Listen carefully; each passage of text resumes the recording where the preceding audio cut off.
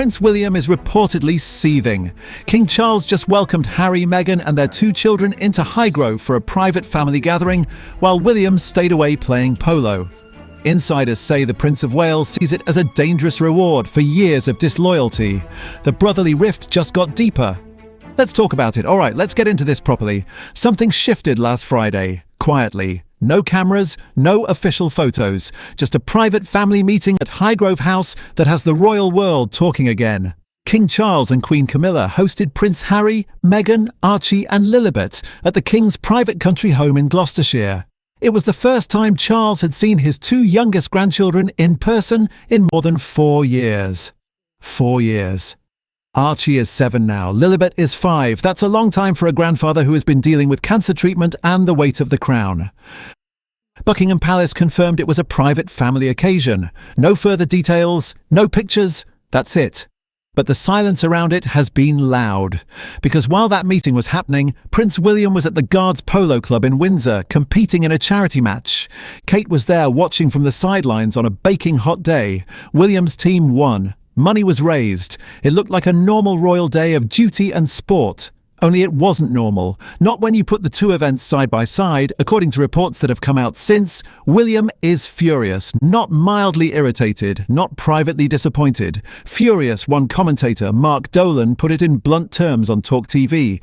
He said the Prince of Wales sees this meeting as a reward for the treachery, the disloyalty, and the cruelty that Harry and Meghan have shown the family over the years.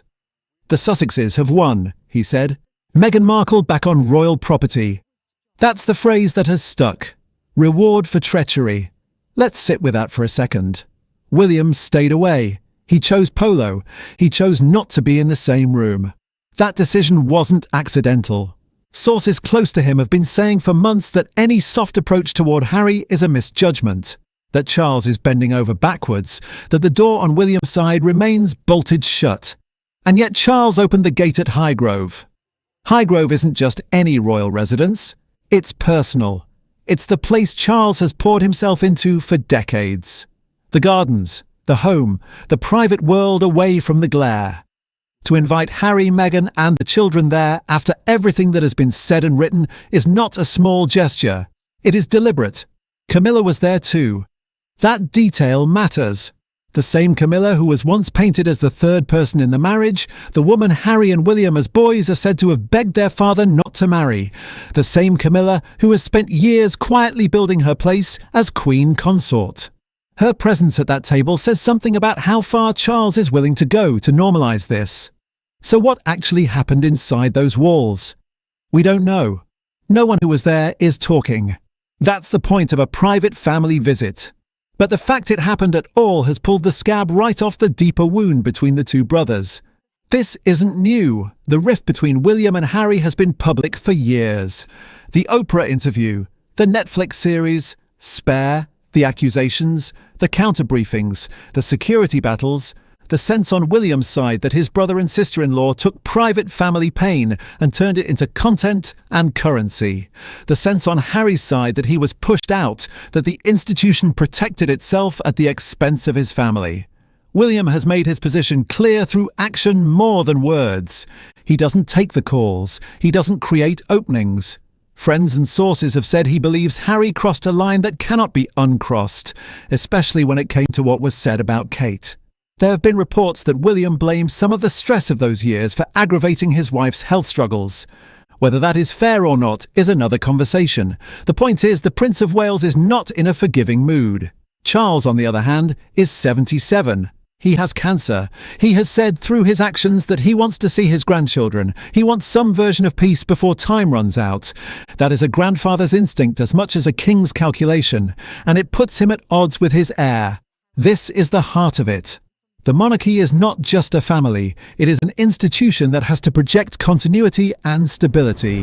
When the future king and the current king are not aligned on something as fundamental as how to handle the most public family rupture in a generation, that creates tension. Quiet tension, but real. Think about what this meeting signals. To the public, to the wider family, to the staff who have watched this play out for years. It tells Harry and Meghan that the door to the private world of the king is not completely closed. It tells William that his firm line is not the only line that matters, and it tells everyone watching that Charles is prepared to prioritise blood and time over the clean institutional break some around William would prefer. Is that strength or weakness? That depends on who you ask. Some royal watchers argue Charles is simply being a father, that grandchildren are grandchildren, that Archie and Lilibet should not be punished for the choices their parents made, that a private lunch at Highgrove does not restore titles or security or working royal status. It is just a meeting, a human one. Others say it rewards the very behaviour that damaged the family in the first place, that every olive branch teaches Harry that pressure works, that public criticism, memoirs, interviews and legal battles eventually produce access again, that William is right to hold the harder line because the monarchy cannot afford to look like it can be played. Both views exist, both have logic, both are incomplete. Look at the timing. Harry was in the UK for Invictus-related events, the one-year countdown to the 2027 Games. There had been weeks of speculation about whether Meghan and the children would come at all. Security was a major issue. The government had declined formal police protection outside royal residences. There were reports of last-minute changes, of the family flying in from Europe rather than arriving together as first planned. Chaos and confusion, as one report put it, and yet, by Friday afternoon, they were at Highgrove. William, meanwhile, was doing what he has always done. Showing up for charity, playing the sport the family has played for generations, keeping the public-facing machine running while the private drama unfolds elsewhere. That contrast is stark.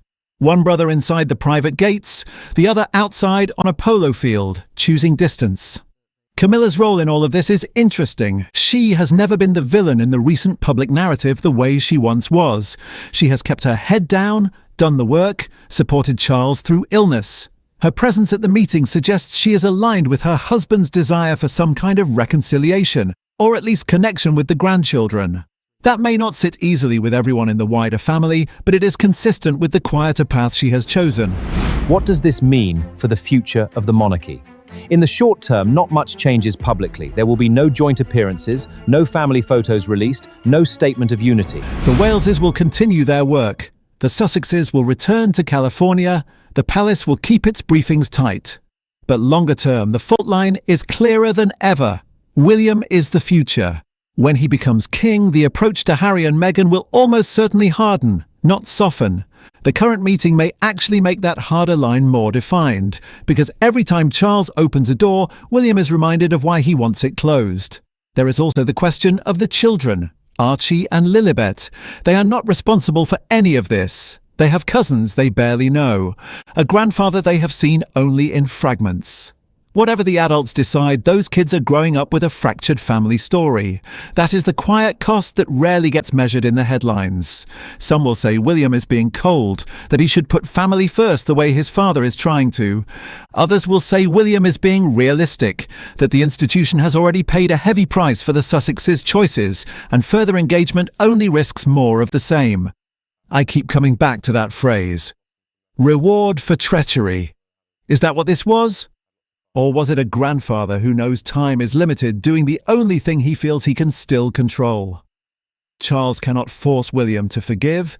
He cannot undo Spare or the interviews or the years of briefing and counter-briefing. What he can do is open his own door. And last Friday at Highgrove, he did exactly that. William responded by staying away and playing polo. That is the state of the relationship right now. Not shouting, not public rows, just two men making opposite choices on the same afternoon, and the space between them growing wider because of it. The monarchy has survived worse. It has survived abdication, divorce, scandal, and war. It will survive this. But survival and health are not the same thing. A family that cannot sit in the same room without calculation is a family that is managing decline rather than building strength. What happens next is unclear. Will there be another meeting? Will William ever soften? Will Harry and Meghan use this as proof that the ice is melting, or will they treat it as a one-off that changes nothing in their larger narrative? We don't know. What we do know is that the private gathering at Highgrove has made the public tension sharper. It has forced people to pick a side in a conflict that was already exhausting.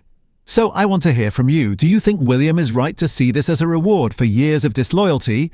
Or do you think Charles is simply doing what any father and grandfather in his position would do, especially with his health in the background? Is the harder line the only way to protect the monarchy, or is it making the fracture permanent? Drop your thoughts in the comments. Be honest, be respectful. This is a family story as much as it is a royal one, and families are complicated. If you found this useful, hit the like button. It helps more than you know. Subscribe if you haven't already so you don't miss the next one. And share this with someone who follows the royals the way you do.